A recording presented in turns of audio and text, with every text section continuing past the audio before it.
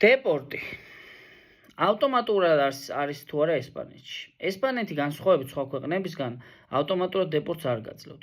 თუ თქვენ არ ხართ კრიმინალი, თუ თქვენ არ გაქვთ დანაშაულებები მძიმე და ასევე უბრალოდ ხართ ესპანეთში, რაც არ ლეგალობიდან ლეგალი უნდა გახდე, რაც ნორმაა, რაც თვითონ ესპანეთმა დააწესა, ამის გამო თქვენ დეპორტს არავინ არ მოგცემთ.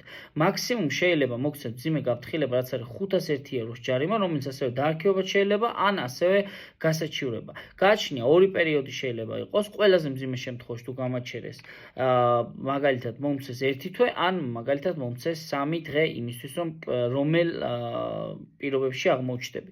თუმცა დეპორტი ესპანეთში არ არის ისეთი გავრცელებული და მოგეხსენება ძალიან ცოტა რაოდენობის ადამიანი არის იმ საფრთხის წინაშე, ვინც დეპორტი. ასე რომ ვინც ახლა არალეგალები ხართ და საბუთებს ელოდებით რომ გააკეთოთ და დეპორტის შეში გაქვთ, მინდა გითხრათ რომ არ გქონდეთ არანაირი იმიტომ რომ ძალიან ბევრი შეკითხვა შემომიდა, თუ არის არაშავთ და უბრალოდ ელოდებით და თქვენ შავად მუშაობთ, 2 წელიწადში თქვენ შუალოდ კანონმდებლობით შეგიძლიათ საბუთები აიღოთ, იმიტომ რომ თვითონ ასე აწესებს ქვეყანა ამ კანონმდებლობას.